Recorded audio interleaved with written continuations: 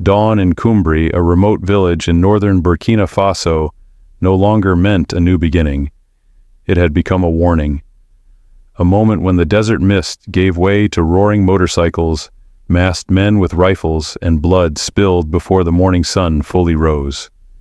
For 3 weeks, the people of Cumbri had lived under the grip of terror, cut off, silenced, and forgotten. They had learned not to hope. Too many times, armored vehicles had appeared on the horizon, fired a few rounds, and retreated, leaving villagers at the mercy of vengeful insurgents. This time, as dust curled behind the approaching convoy, no one stepped outside. Children were hushed. Mothers held their breath. It was the rhythm of fear playing its usual tune, but then, something different. The armored doors swung open, and the entire village froze. Not male soldiers, not foreign advisors, but women, fully armed, calm, methodical.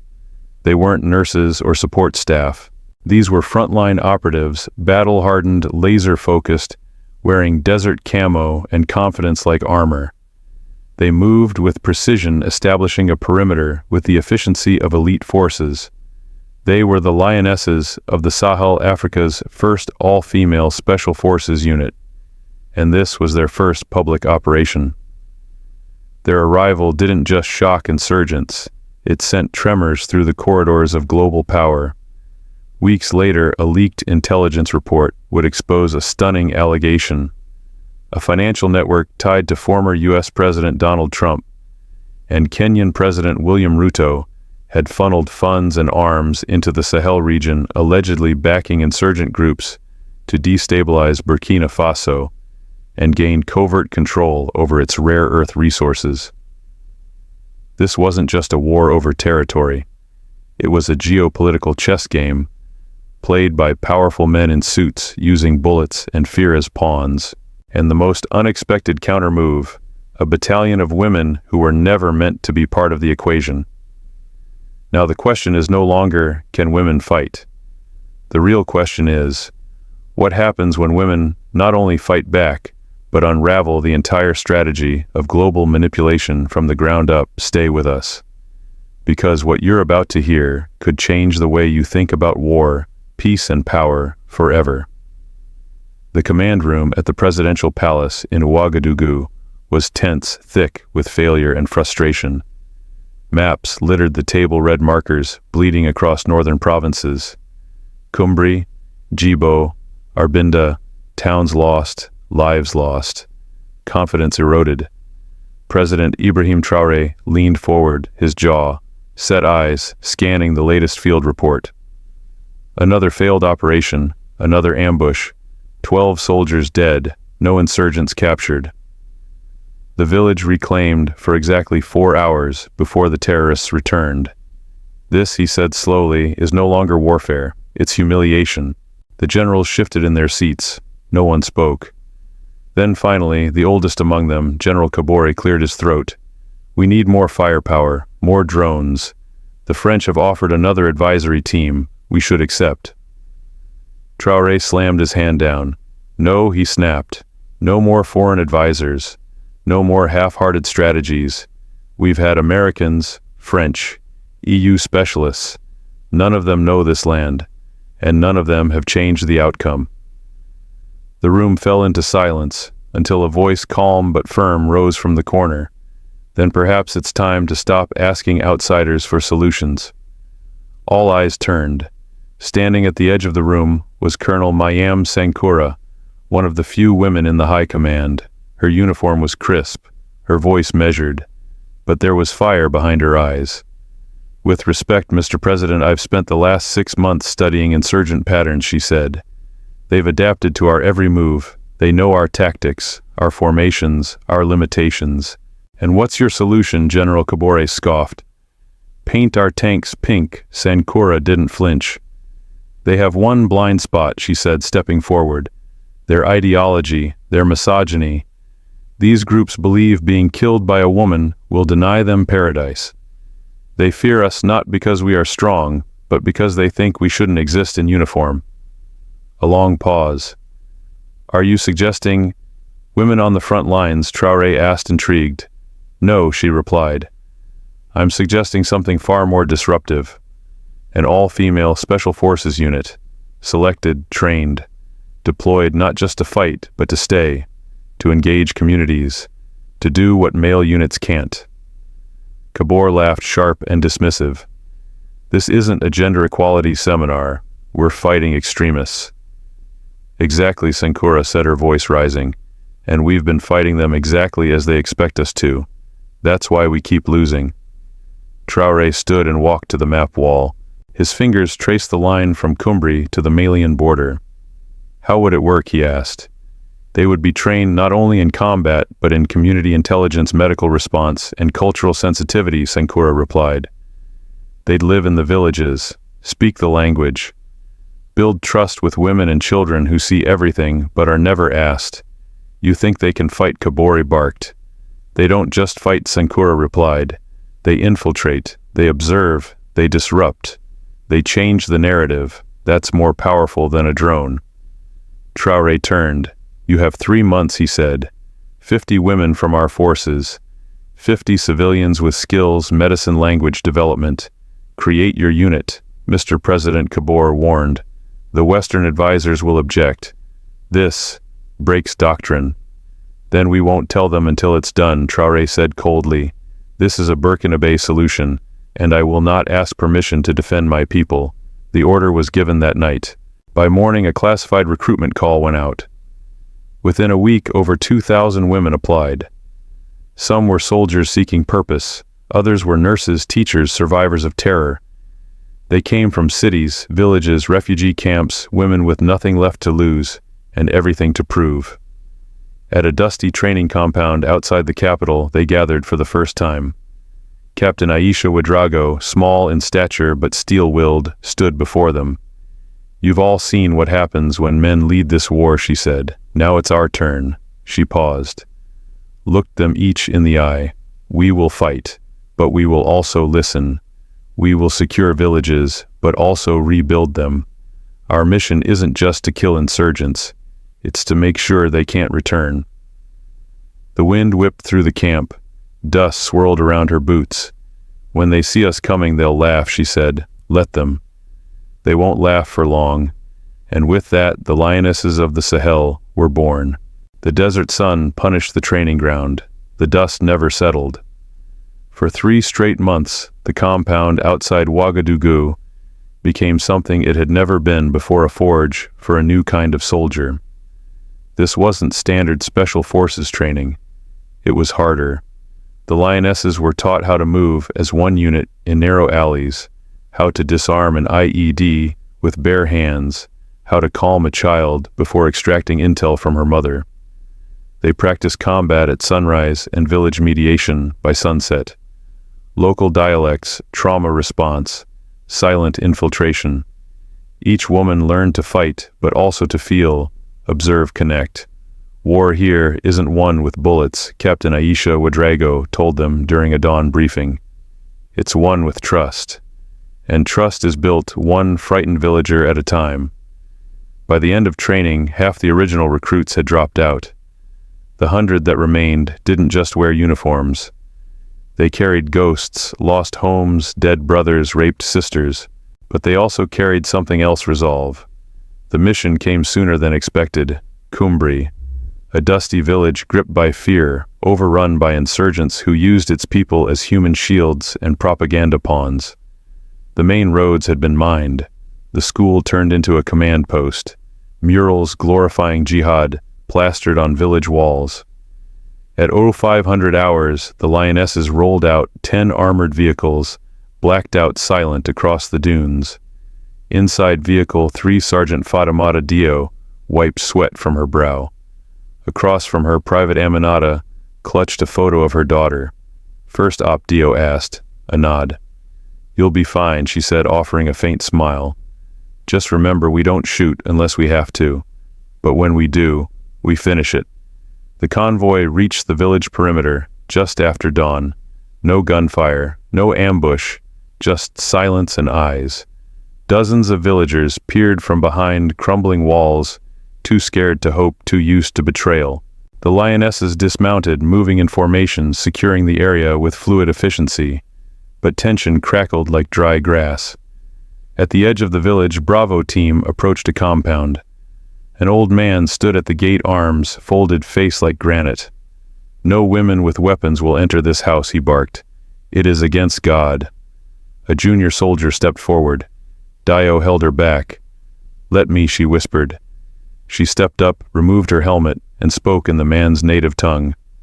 "Elder, I understand your fear, but your daughters and wives, were they not threatened by the men who came before us?" A silence. "Let them decide if they want our protection." From behind the door, muffled voices. A woman, then two, then a child crying. The gate creaked open. Inside, 4 women stood, eyes wide, shoulders trembling but stepping forward.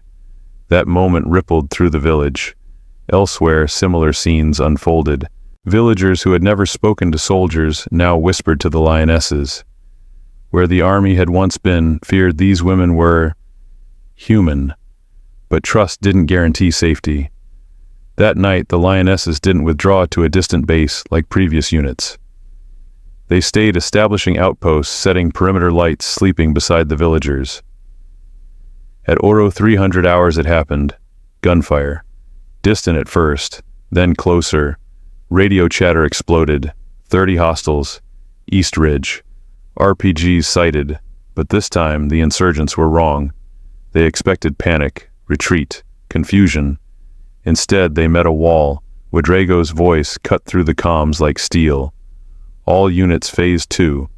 Execute ambush points. Do not let them reach the school. From shadowed alleys and rooftops, lioness snipers opened fire with ruthless precision.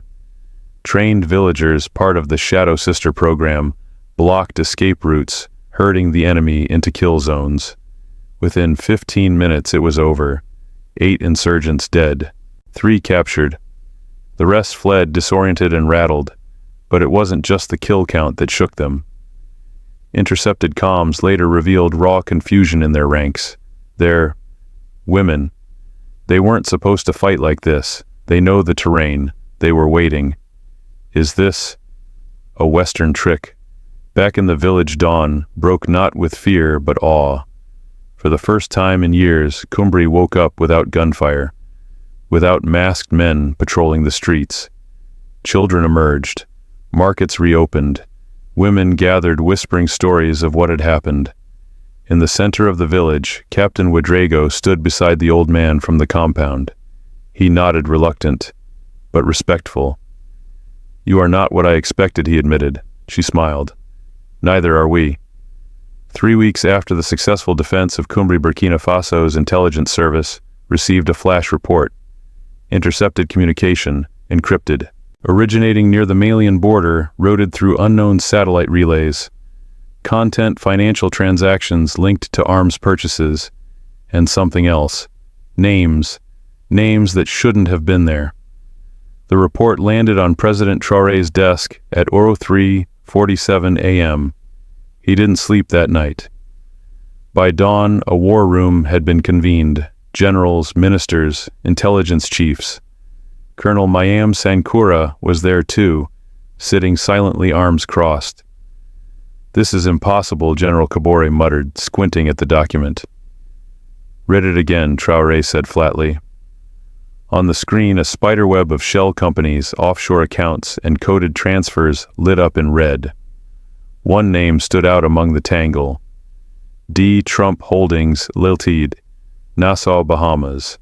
Another, Caribou Capital, Nairobi. A third, GT Export Consortium, registered in Dubai but operated out of Mombasa. Sankura's voice was calm but laced with fury. They've been laundering money to fund insurgent cells, not just in Burkina Faso but across the Sahel. And the link to Caribou Capital, the defense minister asked. "It's a political consultancy," said the head of Intel. Owned by 2 former campaign staffers of President William Ruto of Kenya, the same firm that helped bankroll the community security partnerships in Mali, which, as we now know, were fronts for weapons movement. Are you telling me the former president of the United States is colluding with the sitting president of Kenya to destabilize our region? Kabore said, half laughing. No, Traoré said coldly. They're colluding to control it. The theory had always been whispered among anti-colonial intellectuals, foreign powers stirring chaos in Africa, not to solve problems but to extract resources. Now the whispers had receipts. Rare earth minerals, lithium, cobalt. Burkina Faso's northern corridor, once seen as barren, was now at the heart of the global green energy race. Whoever controlled it, controlled the future, and the lionesses had unknowingly stepped into the middle of it. They weren't supposed to succeed, Sankura said quietly. The world wasn't watching them. That's why they made the perfect test. Traoré turned to her, and now the world is watching, and someone is panicking.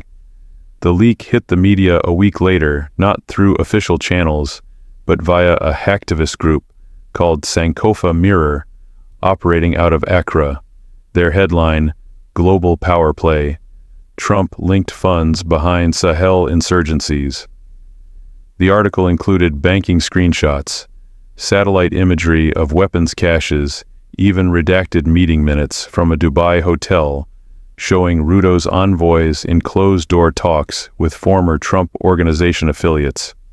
Western media initially dismissed it as fake, but the evidence was overwhelming and undeniable. CNN, Al Jazeera, France 24. By the end of the day, it was everywhere. The fallout was immediate. The French ambassador requested an emergency audience. The EU threatened to review aid packages. The Kenyan government issued a terse denial. The Trump camp, through unofficial spokespeople, called it African disinformation. But inside Burkina Faso, it was no longer a rumor, it was a strategic pivot point. At a National Security Council session, Traoré addressed his team. This isn't just about uncovering their plan, he said. It's about proving that ours works. We need to scale the lionesses, fast. He turned to Sankura. Can they hold more than one village? She didn't hesitate. They can hold the line for a country. The expansion was swift. 4 new companies were formed based on the Kumbri model. Deployment zones, Djibo Gorom, Markoye, and Solhan, all areas where insurgents had begun to retreat, but foreign actors were now suspected to be sowing new unrest. But the lionesses were ready. In Djibo, they uncovered an arms shipment disguised as medical aid, traced back to a UAE-linked NGO under investigation in Europe. In Solhan, a fake local militia was neutralized. Within 48 hours of arrival, its members found, carrying satellite phones, tagged to American defense contractors. And in every village, the response was the same. Trust, not from governments, from the people. Women who had never spoken to a soldier now led security patrols. Children stopped drawing guns in the dirt and started drawing schools. The lionesses didn't just kill insurgents. They killed the narrative that Africa needed saving from outside. But there were risks. At midnight, 2 lionesses were killed by a sniper outside Gorom. A coordinated ambush, clearly trained, clearly funded. 1 week later, an anonymous email reached Sankura's private line. Subject: stand down, attachment. A blurred photo of her daughter outside her school. It was signed The Cost of Pride. She didn't flinch. She forwarded it directly to Traoré with a single line, "We keep going." At a closed-door press conference, Traoré addressed international media. You want metrics: reopen schools, functioning markets, civilians who report threats instead of hiding them. That's what security looks like. And to those who say we've broken doctrine, let me be clear.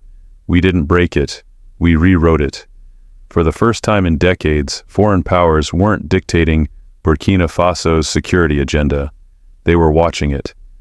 And in Kumbri, where it all began, a little girl named Hadja walked into a newly rebuilt school holding a soldier's hand.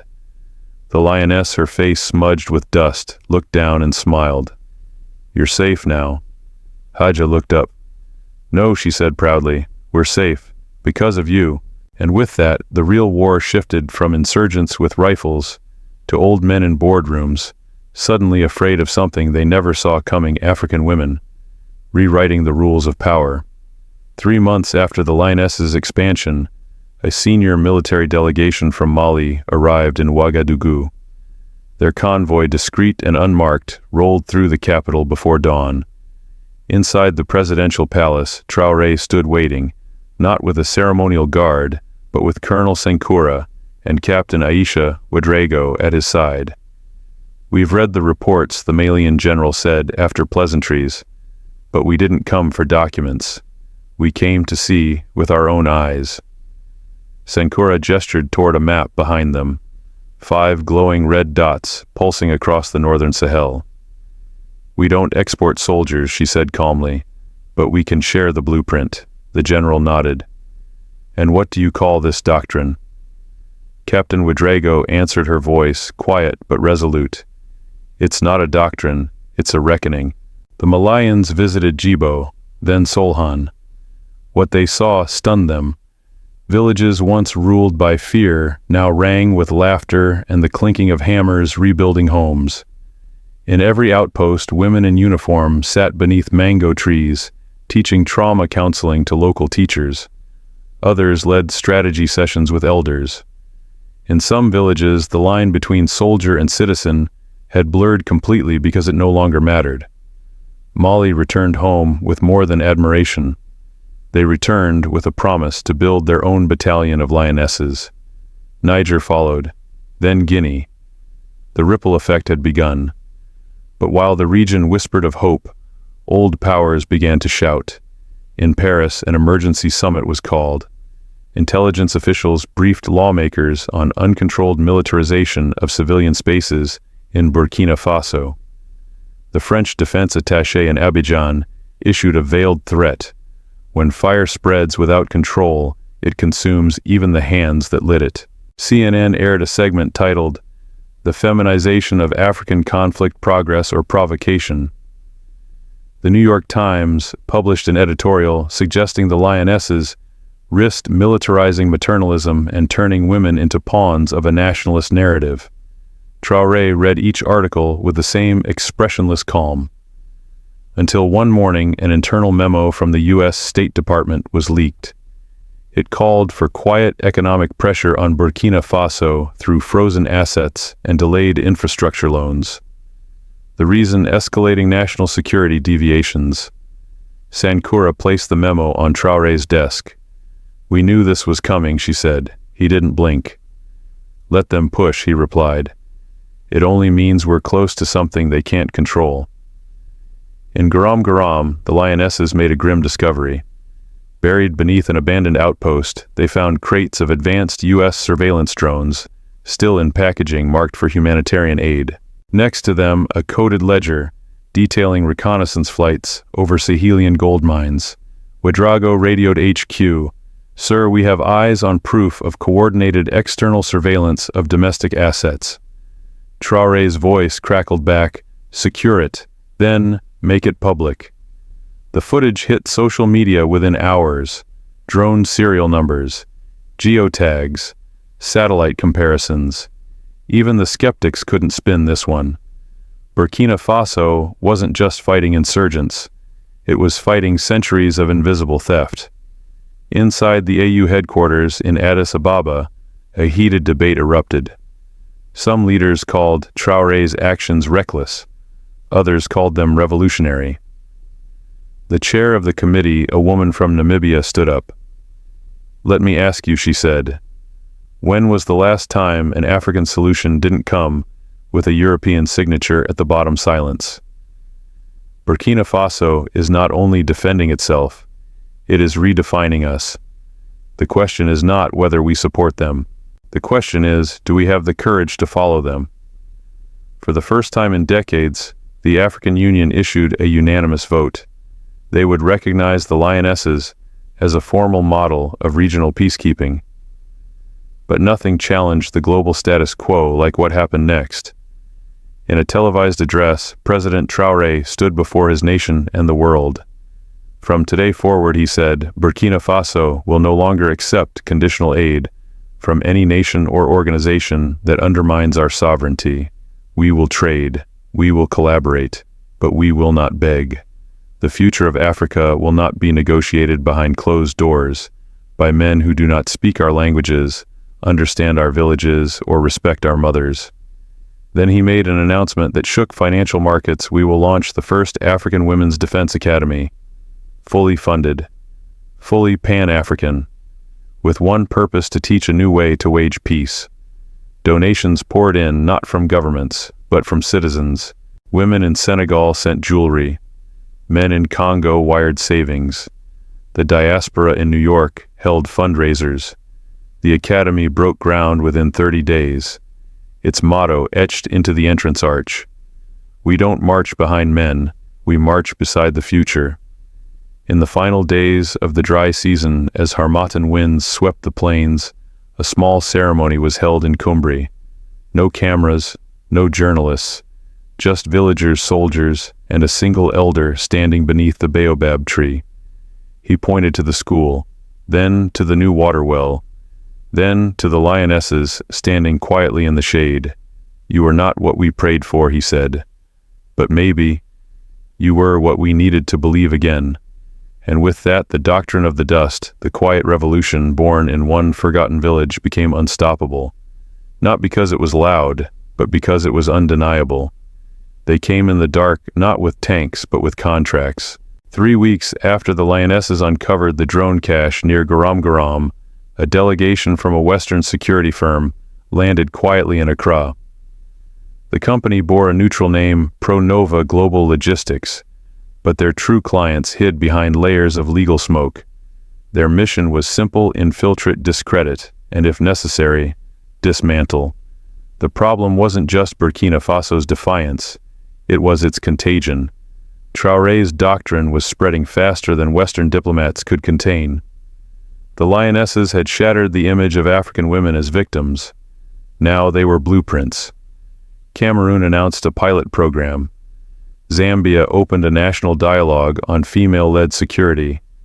Even South Africa, long seen as regional leader, began talks with Colonel Sankura about joint training. Pronova's analysts knew what this meant. Burkina Faso was no longer a problem, it was a precedent. And so the playbook was opened. First came the whispers. Anonymous reports leaked to international NGOs, allegations of abuses by lioness patrols, unverified incidents of coercion. European tabloids ran headlines like Burkina's battle brides, feminist militia, or state-backed cult. Then came the funding freezes. The World Bank postponed a loan for school reconstruction, citing concerns over transparency. USAID withdrew from joint health initiatives in the north, and finally the strike. At 02:13 a.m., a convoy near Marcoye was hit by a precision drone strike, unmarked, silent, merciless. 3 lionesses died instantly. 2 more were critically injured. There were no fingerprints, but the debris told a story. Pieces of casing matched parts used in NATO-grade UAVs. Traoré didn't blink. He stood before the military press corps the next day, voice measured, eyes like steel. They tried bullets, then they tried shame. Now they try shadows. But shadows cannot kill what is already rooted in the soil. He paused. And neither can they kill what women have already resurrected.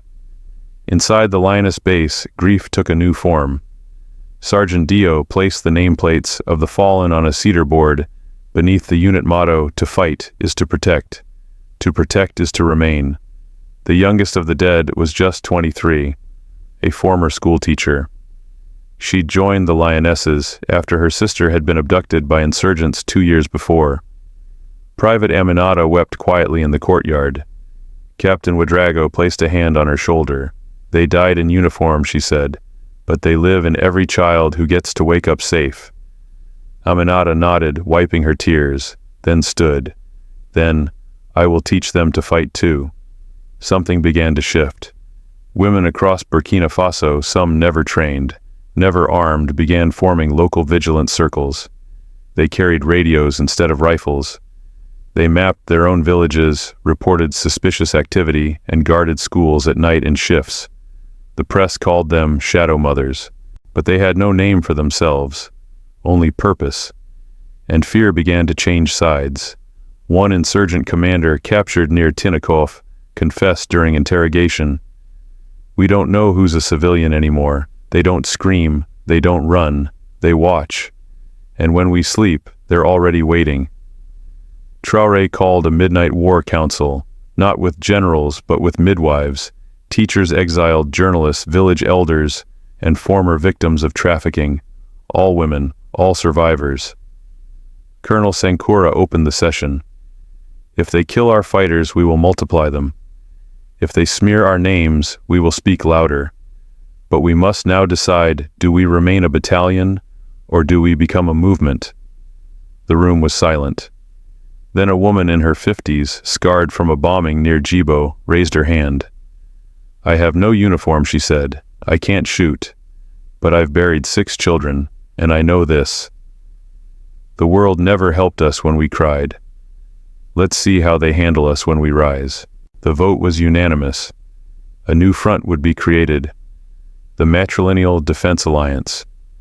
Not a military, not a political party, but a decentralized network of women's cells across the Sahel, united by shared training, purpose, and command protocols. Their first act, a regional summit in Bobo Dioulasso, attended by women from 10 nations. No men, no press, no speeches, only coordination. By morning they had agreed on a doctrine: protect by presence, resist by silence, rebuild by bond. It was not war, it was inheritance. And its symbol wasn't a flag. It was a cracked water jug repaired with gold in the old Japanese style of kintsugi. A reminder what's broken can be stronger when mended with memory. Meanwhile, foreign backlash intensified. At the UN Security Council, France called for sanctions. The US labeled the Lionesses a non-compliant paramilitary faction. A joint statement from 5 NATO countries warned of increasing militarization of civilian zones in the Sahel. Burkina Faso's ambassador stood up calmly. He held up a photograph. Hadja, the girl from Cumbria, walking hand in hand with a lioness through a school gate. "Call it what you will," he said, "but if the price of peace is sanctions, then we will pay it, because the cost of obedience was always death." The chamber went silent. A week later, Mali withdrew its military cooperation agreement with France. 2 weeks later, Guinea announced the creation of its own Women's Civil Guard. Africa was watching. But this time it wasn't watching men. It was watching mothers, daughters, widows rise. It wasn't a parade. There were no flags waving in the wind, no marching bands or roaring crowds, just silence. The kind of silence that comes after a storm has passed, not of defeat, but of something far more sacred: restoration. In Cumbria, a quiet ceremony took place under the shade of the old baobab. The same tree that once bore witness to blood, to betrayal, to burning homes, now held witness to something else. A classroom opening its doors. The lionesses didn't attend in uniform that day. They came in simple cotton robes, their weapons left behind. Captain Ouedraogo stood at the back of the crowd, unannounced, unnoticed, until a little girl tugged at her hand. "You're the one from the stories," the child whispered. Ouedraogo kneeled. "No," she said softly, "you are." The child smiled, gap-toothed and proud, and disappeared into the school with her friends. For years, the world had asked how to solve Africa's problems. Theories written in distant offices. Summits held in cities that didn't know the heat of the Sahel sun. They all came with numbers, charts, budgets, but none of them came with trust. And that's what the lionesses brought. They didn't win by brute force. They didn't conquer with missiles or mercenaries. They stayed. They listened. They mourned. They walked beside pain instead of flying over it. And somewhere between the gunfire and the lullabies, they changed the rhythm of resistance. They didn't just kill insurgents. They buried an idea that African women must wait to be saved. 6 months after the summit in Bobo Dioulasso, The Matrilineal Defense Alliance had expanded into 6 countries. Not all its members carried weapons. Some carried sewing kits, others carried chalk. One carried a ledger of missing girls and swore to find them all before she died. What united them was not a uniform, but a conviction. Security is not the absence of violence. It is the presence of dignity. When asked by a foreign reporter whether she considered herself a soldier, Colonel Sankura replied, "No. I consider myself a gardener. We pull the weeds, yes, but mostly we grow what they tried to destroy." That line spread across African social media like wildfire. In a continent where women had often been written into the margins, they were now at the center, leading not just revolutions, but revelations. Of course, the enemies did not disappear. A car bomb killed 3 lionesses near the Niger border. Western analysts continued to mock their tactics, and attempts to frame the movement as a political insurgency mounted month after month. But something had changed. Even when a drone strike hit a lioness convoy, villagers ran to shield them. Even when rumors spread of foreign bounties placed on Sankura's head, her mother refused to move out of their village. "If they find me," she said, "they'll see where she gets her spine." The war had once been waged in ambushes and backroom deals. Now it was waged in stories, and the lionesses were winning those too. One day at a dusty press conference in Ouagadougou, a journalist asked President Traoré if he considered disbanding the lionesses now that the tide was turning. He smiled faintly. "Disband," he repeated. "You don't disband light. You just let it reach more places." Then he stepped aside, and standing behind him were 5 women. Not generals, not politicians, just 5 women farmers, teacher survivors. They spoke not of war, but of wells. Not of drones, but of daughters now in school. Not of enemies, but of dreams, long buried beneath fear, now beginning to bloom. When they finished, one of them looked into the camera. "We didn't ask for war," she said, "but if war came to our door, we decided to answer it differently." Then she said 4 words that would become a mantra whispered across Africa: "We are not afraid." By the time the rains returned to the Sahel villages, once overrun by terror, now planted seeds literal and metaphorical. Schools reopened, trade resumed. Songs once banned returned to weddings and baptisms. And on the outer wall of every rebuilt village, one mark remained, a lioness paw print. No slogan, no flag. Just a silent reminder that someone had stood there, watched over them, and left peace behind. At the end of it all, when Captain Ouedraogo retired quietly to a small farm near Tenkodogo, she received a letter from a girl named Hadja, the same girl she had once walked to school in Cumbri. It was short. "Dear Auntie Aisha, I'm 13 now. I want to be a doctor, not because I hate war, but because I love life. Thank you for showing me what bravery looks like. It looks like you." Ouedraogo folded the letter, looked out over her quiet field, and for the first time in years, she allowed herself a full smile. Because the war had never been about weapons. It had always been about who gets to dream again, and in that, the lionesses had already won, forever.